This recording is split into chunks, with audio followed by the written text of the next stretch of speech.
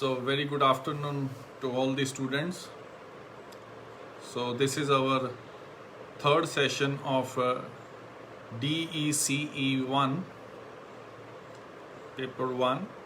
So in last two sessions we have talked about the experiences of children and some basic concepts which are involved in child development. Okay, and we have also learned that there are certain universal patterns in the development of child. Okay, and development also follows certain principles, okay, which are common to all the individuals.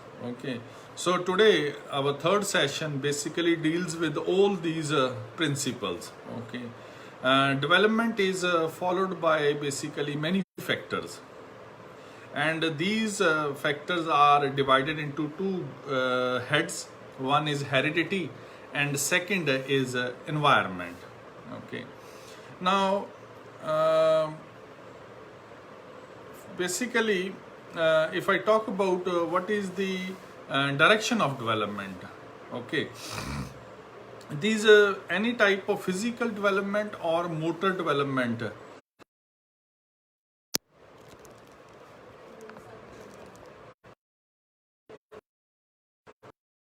disturbance. So development for two directions, okay, both type physical as well as motor development.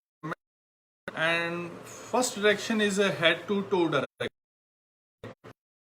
Development proceeds from, then it comes to the trunk, that is the middle part of our body, and then finally in the lower portion of the body, that is leg and feet. Okay, now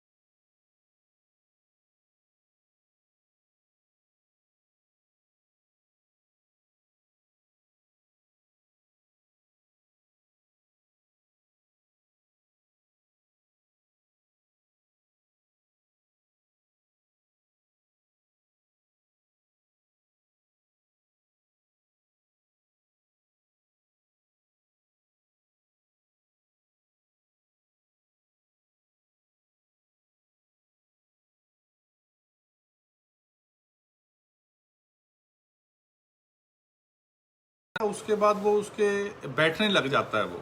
okay, और बैठने के बाद फिर वो धीरे धीरे रेंगना शुरू करता है, फिर उसके बाद चलने लगता है। दूसरी डायरेक्शन जो फिजिकल एंड मोटर डेवलपमेंट की होती है, that is from centre of the body to the ends. Okay, I would say the body parts and the muscles which are near the axis.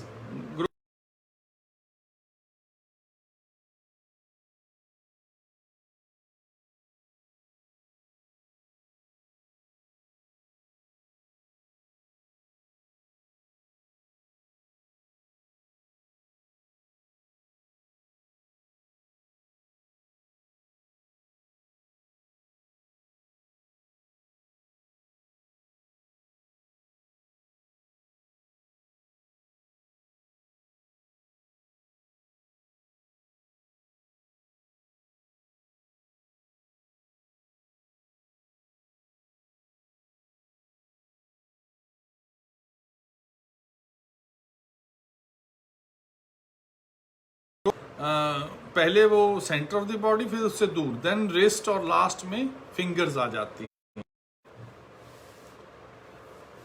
Similarly, even to pick an object, okay, the child initially uses his whole hand, okay, then can pick it up.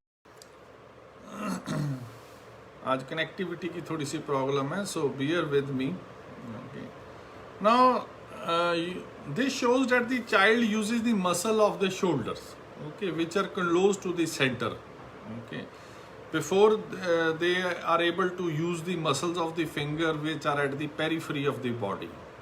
Similarly, the child is able to control the movement of their legs before they start using the movements with the toes, okay. सो इससे हम कह सकते हैं कि जो child है, first वो क्या करता है, अचीव करता है कोऑर्डिनेशन ऑफ लार्ज मसल्स, जैसे हमारे शोल्डर्स आ जाते हैं, ठीक है, because they are closer to our axis, okay. उसके बाद छोटे मसल, चाहे फिंगर्स एंड टोज हैं, जो हमारे काफ़ी दूर हैं, फिर उसके मसल्स की कोऑर्डिनेशन स्टार्ट होती है।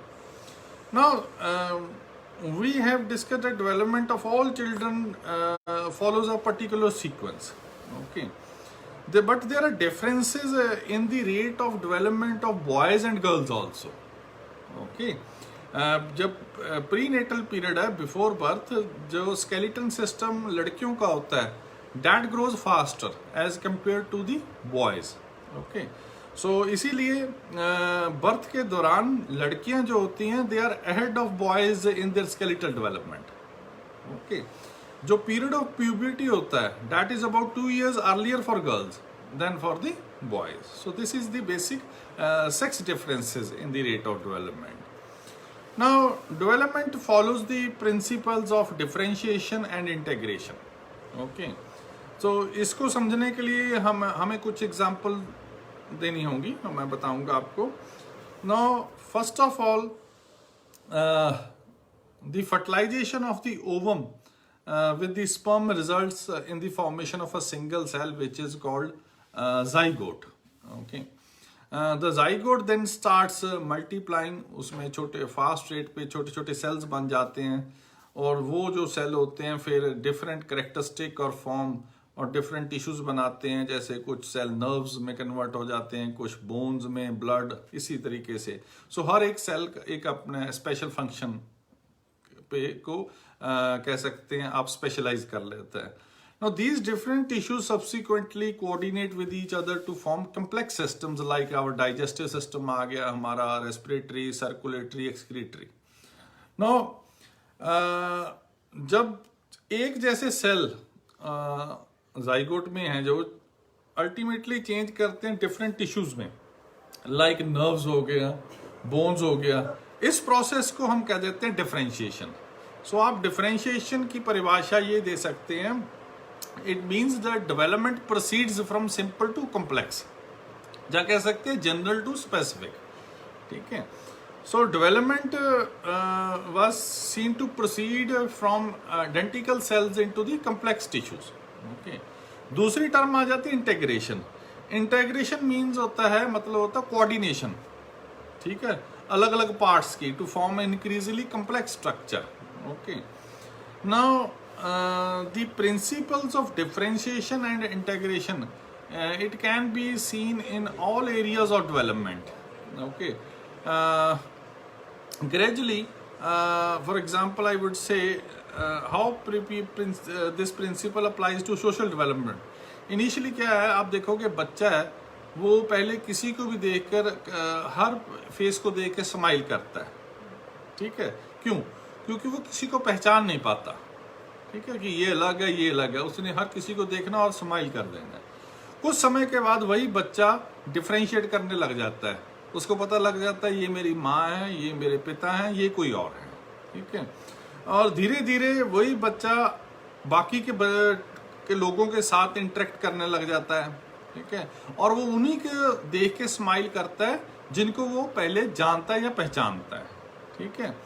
सो इवन बच्चा धीरे धीरे आप ऑब्जर्व भी कर सकते हो अपनी माँ के टच करने के अनुभव को पहचानने लग जाता है, उसको अपनी माता के शरीर की खुशबू है उसको वो पहचानने लग जाता है, ठीक है, वो माँ की आवाज़ को पहचानने लग जाता है, ठीक है, और बाकी लोगों को भी उसी के साथ वो डिफरेंशिएट करने लग जाता है।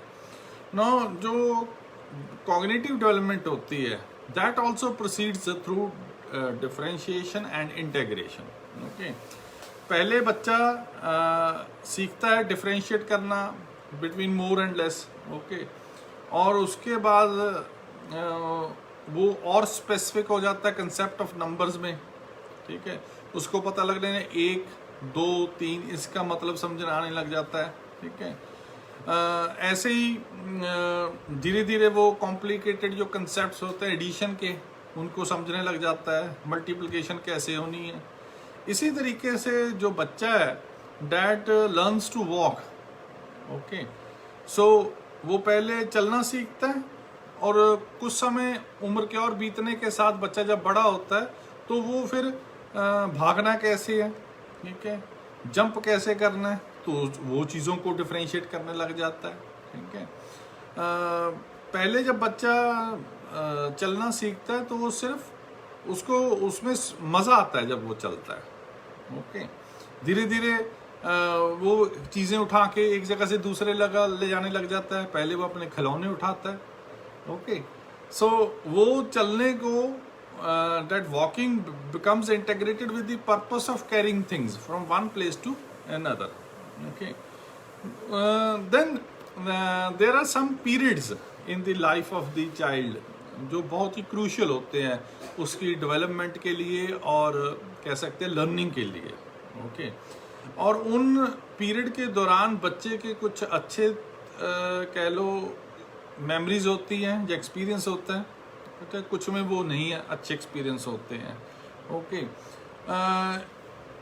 जिनमें वो पीरियड्स में एक्सपीरियंस उसके अनफेवरेबल होते हैं तो वो उसमें डेवलपमेंट उसकी ज़्यादा अच्छी नहीं होती बच्चे की, ओके, सो डैमेज जो होती है ड्यूरिंग उसी दौरान होती है अनफेवरेबल एक्सपीरियंस में और वो इरिवर्सिबल होती है, ओके। सो ये जो पीरियड होते हैं जिनमें बच्चा बहुत सेंसिटिव हो जाता है उस कंडीशन को, उस एनवायरनमेंट को, उनको हम कह देते हैं क्रिटिकल पीरियड्स, जहाँ दूसरा नाम दिया जाता है सेंसिटिव पीरियड्स, ठीक है। सो क्रिटिकल और सेंसिटिव पीरियड वो टाइम पीरियड है जिंदगी का जब वातावरण प्रभाव डालता है और काफ़ी ज़्यादा डालता है बच्चे की डेवलपमेंट पे, ठीक है, आसपास का एनवायरनमेंट क्या है उसकी फैमिली का। सो इस पीरियड के दौरान कुछ specific experience more than that they do at other times, okay. So ये जो पीरियड्स होते हैं ये बहुत क्रिटिकल होते हैं, they are very critical for development because during these periods the child is ready to learn a particular skill, okay. For example बच्चा कब बोलने लगता है जब वो अपनी जो जीभ की उसकी मूवमेंट है उस पर कंट्रोल हो जाता है, ठीक है, लिप्स पे कंट्रोल हो जाता है, उसके जो वोकल कॉर्ड्स हैं जो गले में होते हैं उस पर कंट्रोल हो जाता है, ब्रेन डेवलप कर जाता है, ओके। तो हम बायोलॉजिकल कह सकते हैं बच्चा अब बोलेगा, बोलने सीखेगा। सो इस बायोलॉजिकल वो रेडी हो गया, उसको हम कह देते हैं मैचुरेशन, ओके। और उसके बिना being mature the child needs to hear language, बच्चे को लैंग्वेज के साथ आसपास उसकी आसपास जो भी बोलेंगे उसी से वो सीखता है, वही उसकी लैंग्वेज, उसका बेस बनता है वर्ड्स का. Okay, now you must have understood that the critical period is one when the child is maturely ready to acquire a skill. Okay, and during this period the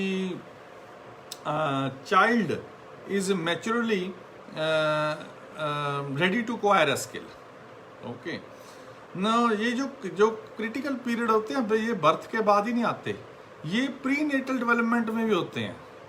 okay, it has been observe, जो पहले 3 month होते हैं pregnancy के, पहले 3 month pregnancy में by and large they are critical for most of the body systems and exposure to human environmental factors. Okay, क्योंकि इन month के दौरान, पहले 3 मंथ के दौरान काफ़ी मेजर डेवलपमेंट डिफेक्ट्स आ सकते हैं. Okay, the first 3 months of pregnancy correspond to the embryonic and early fetal periods of prenatal development. Okay, इसी समय के दौरान सेल की डिफरेंशिएशन होने लग जाती है, सेल ने क्या बनना है. ठीक है, पहले जनरलाइज होते हैं, फिर वो स्पेसिफिक डिफरेंशिएशन होने लग जाती है, फिर टिश्यू की स्पेशलाइजेशन होने लग जाती है, ऑर्गन फॉर्मेशन स्टार्ट हो जाती है. सो एज अ रिजल्ट जो भी most of the environmental harmful environmental elements have maximum impact on the unborn child during this period, that is of first 3 months of pregnancy. Okay, now critical periods are observed with social and emotional development also. Okay, जो बच्चा है वो सबसे पहली relationship जहाँ संबंध बनाता है जो उसको संभाल रहा है, चाहे जनरली उसकी मदर ही होती है. Okay, so during the first 6 months of life. ठीक है, काफ़ी सर्च में ये मिला है देखने को, जो बच्चा होता है तभी वो संबंध बनाता है अगर उसको संभालने वाला उसे प्यार दे रहा है, अच्छे से संभाल रहा है. ठीक है, बच्चा अच्छे रिलेशन नहीं बना पाएगा अगर उसको वो अच्छे से नहीं संभाल पा रहा है, चाहे वो माँ है चाहे कोई भी है. ओके, आप देखो बच्चा ज़्यादा रोता है. ओके, अगर वो उसको कोई अच्छे से नहीं संभाल रहा वो ज़्यादा रोएगा.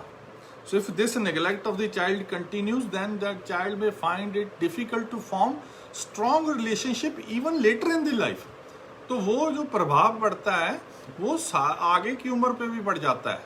तो वो बच्चा वो डरा हुआ रहेगा, सहमा हुआ रहेगा, जिसको पहले 6 महीने में या साल की उम्र में जब उसका जन्म हुआ तो ज़्यादा प्यार नहीं मिलेगा. So first 6 months they are very critical for the social development of the child. Okay, so that is the most important. Now child can recover from unfavorable periods or unfavorable emotional experiences. Okay, this is seen from the experience of children who were deprived of a loving caregiver in the first 6 months of life. Okay, but समय के साथ most of the symptoms disappear and they learn to relate the people and form relationship. Okay, अगर उसको अच्छे से बाद में प्यार मिलता है. So then we have talked about critical periods that development and learning take place when the child is mature or ready to learn and when opportunities for learning are available. Now child also inherits. Okay, बच्चा अपने माँ बाप से भी काफ़ी कह लो trades या characteristic लेके आता है. ठीक है, heredity is one factor that influences development. Okay, बाकी के जो फैक्टर हैं they are the experiences of the child and opportunities जो उसको मिलते हैं, जो अवेलेबल होते हैं. Okay, so these are basically determined by the child's environment. Okay, development and learning, ये दो चीजें हैं जो they are the result of interaction between heredity and environment. Okay, अब एनवायरनमेंट क्या है? एनवायरनमेंट की परिभाषा यहाँ पे अलग है. Environment refers to the external conditions. ठीक है, हमारे उस बच्चे के आसपास जो कंडीशंस हैं जो उसकी डेवलपमेंट को इन्फ्लुएंस करेंगे. Okay, so we can consider environmental prenatal as well as postnatal. Okay, prenatal environment तो वो हो गया जो उसको माँ के पेट के अंदर मिलना है, ठीक है। सो वो बच्चा जो भी माँ के गर्भ में है, that is affected by the kind and amount of food जो माँ खा रही है, ठीक है। माता क्या काम कर रही है उस दौरान, ठीक है, वो बीमार तो नहीं हुई, ठीक है, उसने कोई ऐसी दवाई तो नहीं ली है। अगर कोई गलत दवाई बिना डॉक्टर की प्रिस्क्राइब के माता ले लेगी तो उसका बहुत हानिकारक इफेक्ट बच्चा जो पेट में पड़ रहा है उस पर पड़ जाएगा, ठीक है। इवन माँ की जो फीलिंग्स हैं या इमोशंस हैं वो भी काफ़ी इफेक्ट डालते हैं जब तक बच्चा उसके गर्भ में है। तो ये सारे इसको हम कह देते हैं prenatal, before birth environment. Okay, जब बच्चे का जन्म हो गया तो उसके बाद जो वातावरण influences the development of the child in many ways. Okay, इसको हम कह देते हैं पोस्टनेटल एनवायरनमेंट, ठीक है। तो अब जो पोस्टनेटल एनवायरनमेंट इसको हमने दो में बांटा हुआ है, एक तो फिजिकल, एक सोशल। जो इकोलॉजिकल कंडीशंस हैं, ठीक है ना, क्या खाना खाया, क्या ऑक्यूपेशन है, ठीक है, रहने की जगह कैसी है, ठीक है, उसको फैसिलिटीज़ क्या है, हॉस्पिटल की, बिजली पानी की, ठीक है। सोशल इन्वायरमेंट आ गया, refers to the settings in which the child has interaction with other people. Okay, जो interaction basically is influenced by size and type of family.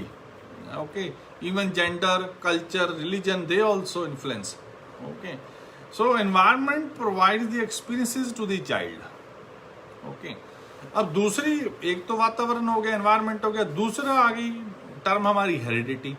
So heredity क्या होता है, जो करेक्टर्स या ट्रेड्स हमें पीछे से मिलते हैं, माँ बाप से मिलते हैं। So it refers to the inborn traits and characteristics. Okay, so these characteristics are basically transmitted from the parents to the child.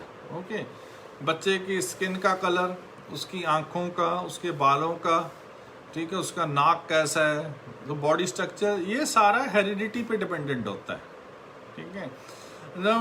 A person's mental capacity and some personality traits are also determined by heredity to a certain extent, कुछ हद तक, सारा नहीं, ठीक है ना। ये नहीं है कि अगर माँ बाप बहुत इंटेलिजेंट तो बच्चा भी होगा। सो कुछ हद तक वो चीज़ें प्रभाव डालती हैं। So genes are basically responsible for transmitting these hereditary characters from parents to the children. क्यों जीन्स क्या होते हैं, they carried the coded information. Okay, coded information for the biological development of an individual. Okay, जो भी हमारे body के बच्चे के अलग अलग पार्ट्स हैं, उसकी जो मैचुरेशन है, that is basically determined bye these gene. Okay, कुछ जीन्स तो कॉमन होते हैं सभी ह्यूमन बींग्स में। ओके, और उनका कोई एक पर्टिकुलर पैटर्न होता है, कोड होता है डेवलपमेंट पैटर्न का। ओके, हाउएवर बाकी जो कुछ जीन्स होते हैं वो अलग होते हैं। सो कोई भी दो बच्चे हैं या पीपल हैं, they don't have identical set of genes. Okay, except in the case of identical twins, जुड़वा बच्चे। ओके, जुड़वा बच्चे क्या होते हैं, identical twins are two babies which are born from the division of a single zygote. Okay, sometime two ovas they fertilised by two sperms at the same time. Okay, उसके साथ दो जाइगोट्स बन जाते हैं, तो उससे जो दो जुड़वा बच्चे पैदा होंगे उनको हम नॉन आइडेंटिकल ट्विंस कह देते हैं या फ्रेटर्नल ट्विंस कह देते हैं, ठीक है। सो इन दोनों जुड़वा बच्चों का जो दो स्पर्म के साथ दो एग्स का कॉम्बिनेशन हुआ है, उनका जो जेनेटिक मटेरियल वो डिफरेंट होगा। Okay, because they are the result from the fusion of a separate egg and sperm. Okay, now अब हमें ये समझना है कि हेरिडिटी और एनवायरनमेंट का बहुत ही एक मेन रोल है ह्यूमन की डेवलपमेंट में। ओके, काफ़ी व्यूज़ हैं जो ये कहते हैं कि कुछ हद तक इन्फ्लुएंस करती हैं हेरिडिटी और एनवायरनमेंट डेवलपमेंट पे। Okay, at one time environment was regarded to be playing a greater role than heredity. Okay, पर कईयों ने कहा कि हेरिडिटी का रोल ज़्यादा है डेवलपमेंट में as compare to the environment. Okay, both heredity and environment interacts to influence various aspects of development in child. Okay, so इन दोनों को separate करना environment और heredity को आसान नहीं है. Okay, उन दोनों का interaction that is continuous है और complex है. Now physical development है जो like characteristic आप कह सकते हो, height क्या है, weight क्या है, physical feature, blood pressure, heartbeat. Now they are to a large extent determined by genes. Okay. However, environment does have an effect to on these. Okay. In relation to motor development, we have read that a child needs to be biological ready or mature to learn motor skills. Okay. So अगर बच्चे के muscle या bone या nerves पूरी तरह develop नहीं होंगे तो वो चलने नहीं लग पाएगा. ठीक है. So thus the acquiring of motor skill is greatly determined by maturation. Okay. The environment provides opportunity for practice. Okay, which is very essential for acquiring motor skills. Okay. बच्चा साइकिल तभी चलाना सीखेगा जब हम उसको वो अपॉर्चुनिटी प्रोवाइड करेंगे. अगर उसको नई अपॉर्चुनिटी प्रोवाइड करेंगे तो वो साइकिल चलाना सीखेगा ही नहीं. ये एक छोटी सी एग्जांपल है. Then intelligence is also influenced by genes as well. Okay, up to some extent. Okay, now the interaction of heredity and environment that can be also observed in language development also. Okay, जो बच्चा बहरा पैदा होगा वो बोलना नहीं सीख पाएगा. Okay, but it has been observed that the infant did babble in the early months. Okay, but the frequency of babbling that is decreased because she could not or that baby could not hear the responses of the caregiver. जो माँ है या कोई संभाल रहा उसको नहीं सुन पाएगी. Okay, so that baby has no feedback regarding the sound that was produced or failed to develop speech. Okay, अगर तो ये जो प्रॉब्लम बच्चा सुन नहीं पा रहा है अगर जल्दी डिटेक्ट हो जाए तो अब काफ़ी हेयरिंग एड्स प्रोवाइड करा दी जाती हैं. ठीक है, साइंस ने तरक्की कर ली है और वो बच्चा बोलना सीख जाता है और वो धीरे धीरे कैचअप भी कर जाता है. ठीक है, अपने बराबर वाले बच्चों को. Now then come personality, one factor. हम ये नहीं कह सकते कि पर्सनैलिटी भी इन्फ्लुएंस होती है हेरिडिटी से. Genes do not directly produce anger और लाइक्स एंड डिसलाइक्स, जेलसी. ठीक है, और serious nature. Genes may act on the physiology of an individual, okay, which leads to the development of certain personality characteristic. Okay, so जो for example जो बच्चे का level of activity है that seems to be determined by heredity. Okay, research ने ये भी बताया है that जो children जो ज़्यादा एक्टिव होते हैं बर्थ के दौरान वो जल्दी चलने लग जाते हैं और वो कंटिन्यूसली ज़्यादा एक्टिव रहते हैं comparatively to other childrens. Okay, so इस अगर ये चीज़ है that may also influence development in other areas. Okay, and you can say in specific aspects of the personality. Okay, जो जेनेटिक मेकअप होता है इंडिविजुअल का that may also account for certain emotional disturbances.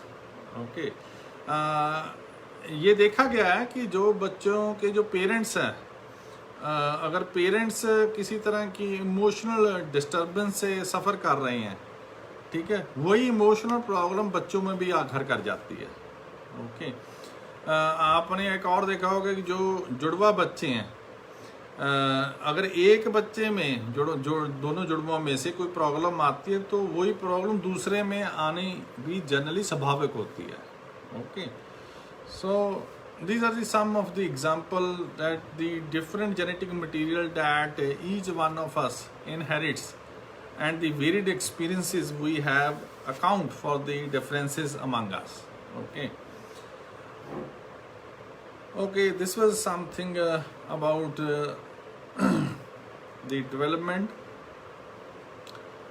Now, after summing up, I would like to say, so in the today's talk, we have talked about the different aspects or principles of development. We have talked about what are the directions of development, at what rate development takes place, what are the difference between this differentiation and integration, critical periods क्या होते हैं. Okay. Now then comes certain what are the needs of the child. Okay. बच्चे की जो सबसे बड़ी need होती है वो होती है उसकी physical care. That is essential to ensure their survival, his or her survival. Okay. जब बच्चा छोटा है तो वो टोटली डिपेंडेंट है जो उसको संभाल रहा है. ओके. उसको खाना भी देना है, जो उसको संभाल रहा है वही खाना देगा, वही उसके कपड़े डालेगा, वही उसको नहलाएगा. ठीक है. वही उसको एक सुरक्षित जगह पे सुलाएगा. ठीक है. मेरी थोड़ी सी हिंदी के कुछ वर्ड्स में प्रॉब्लम आती है क्योंकि काफ़ी बच्चों ने कहा कि हिंदी भी बताएगा, इसीलिए थोड़ा सा आपको बियर करना पड़ेगा. और वही उसी पे हमें डिपेंडेंट है वो बच्चा कि वो उसको प्रोटेक्ट करे किसी तरह की इंजरी से. ठीक है. हार्म से, एक्सीडेंट से. जब बच्चा बड़ा होता है, ठीक है, वो धीरे धीरे काफ़ी चीज़ें खुद करने लग जाता है. खाना खुद खाने लग जाता है, खुद अपने कपड़े डालने लग जाता है. धीरे धीरे वो चलने लग जाता है. पहले रेंगता है, फिर चलने लग जाता है, फिर भागने लग जाता है. ओके. काफ़ी काम करने के बाद भी फिर भी हम देखते हैं कि बच्चा काफ़ी हद तक कई चीज़ों के लिए वो जो उसको संभाल रही है, माँ है या बाप है या दादा दादी या कोई भी है, वो काफ़ी चीज़ों के लिए उन पर डेवलपमेंट रहता है. ओके. हम कह सकते हैं at the by the age of 5 जो बच्चा होता है 5 साल तक जब होता है तो काफ़ी कुछ वो पहचानने लग जाता है अपने आसपास क्या क्या है. ओके. और वो अपनी जिस जगह पे रह रहा है उसको भी वो ढूंढ सकता है आराम से. ठीक है. नाउ बट व्हेन दी जो उसको संभालने वाला है, केयर गिवर है, अगर बच्चे को कहीं मार्केट में लेके गया है, ठीक है, तो वो बच्चे का हाथ पकड़ के रखेगा. ठीक है. So this shows the child has to be cared at all ages. Okay. although the kind of care changes with the age. Okay. Now then child needs food. बच्चे को खाना चाहिए सर्वाइवल के लिए, उसकी डेवलपमेंट के लिए. ओके.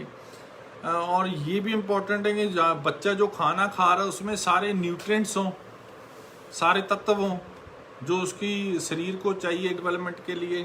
ठीक है. और जैसे जैसे बच्चा बड़ा होगा वो और खाना चाहिए उसको. ठीक है.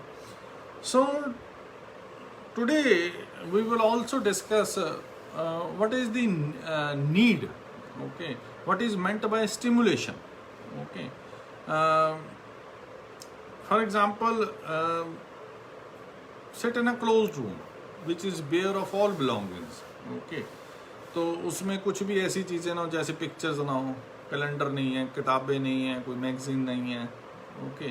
और कोई भी और पर्सन उस कमरे में नहीं है. ठीक है. तो उस कमरे में एक तो चटाई हो और एक कुर्सी हो जिस पे बैठ सकते हो.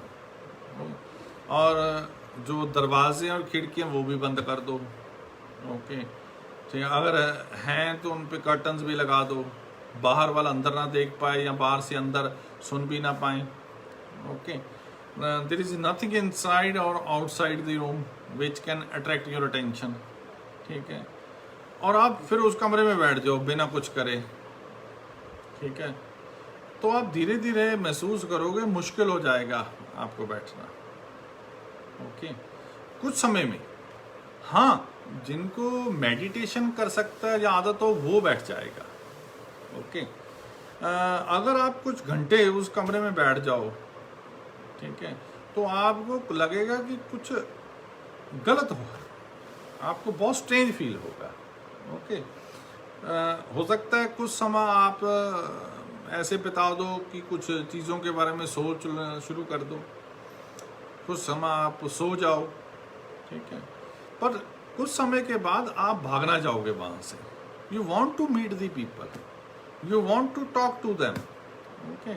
आप बाहर के जो पंछी हैं उनकी चिरचिराहट सुनना चाहोगे, उस म्यूजिक को, कुदरत के म्यूजिक को सुनना चाहोगे, ओके। एक तरह से आप बाहर जाके पार्टिसिपेट करना चाहोगे। सबसे बड़ी एग्जांपल तो अब हम फेस कर रहे हैं, जो लॉकडाउन में हम अब चल रहे हैं, ठीक है।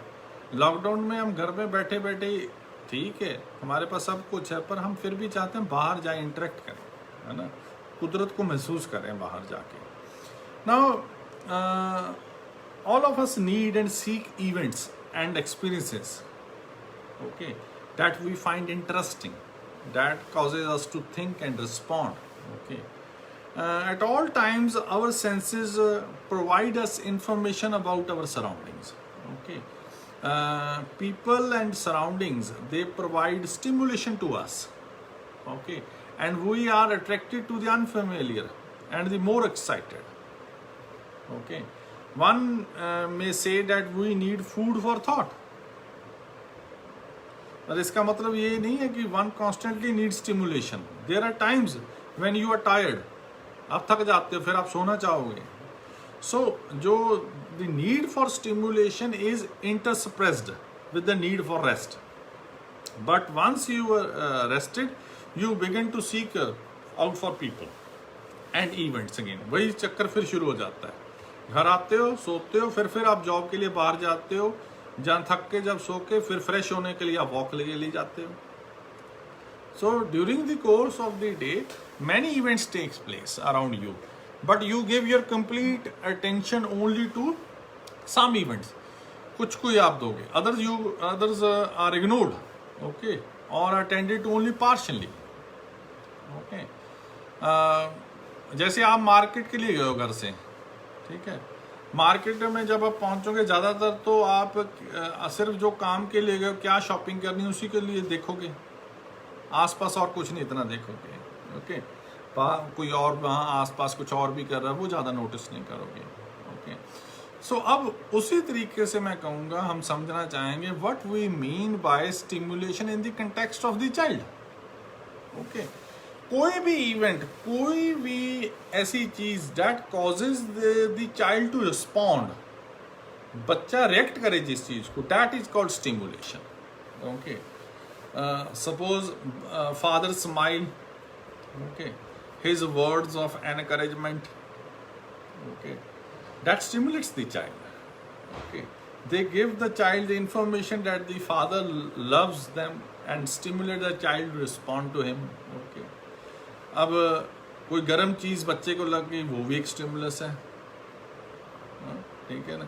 उससे बच्चे को ये अब कह सकते हो ऑब्जर्व करने लग जाता है बच्चा कि इस गर्म चीज़ को अगर मैं हाथ लगाऊंगा तो मुझे दर्द भी होगा, तो उसको मैंने हाथ नहीं लगाना, ठीक है. Now however, what the child finds stimulating and how they react to that even changes with age, okay, as their abilities and thinking become more complex, okay.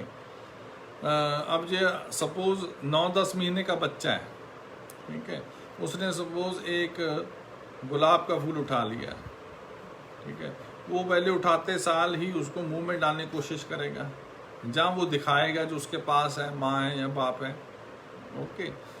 तो जो उसको संभाल रहा है, माँ बाप जो उसके आसपास है, वो कहे हाँ ये फूल है, इसको मुंह में मत डाल, ओके. फिर बच्चा और उसको ध्यान से देखता है फूल को, ओके. तो फिर कुछ समय के बाद वो बच्चा, जब माँ बाप उसको कहते हैं नहीं इसको नहीं तूने मुंह में लेके जाना, तो वो बच्चा उस फूल को छोड़ देता है, फिर किसी और चीज़ की तरफ वो अट्रैक्ट हो जाता है, okay.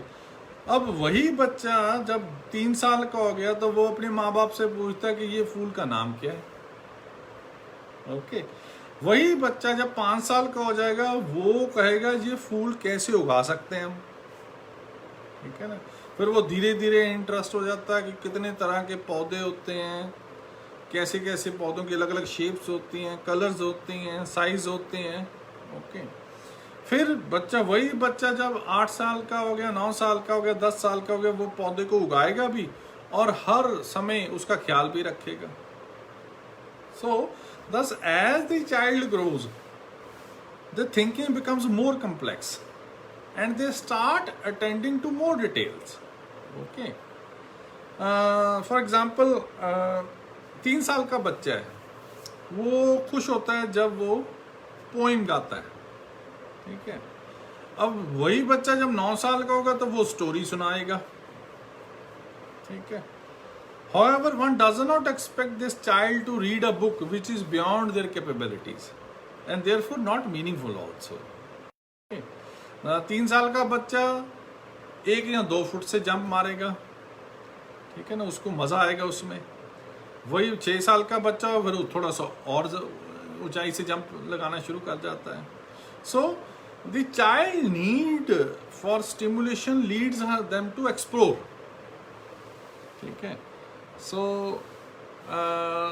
now the child's social and emotional traits develop from their daily interaction with people and the stimulation which they get from them. Okay.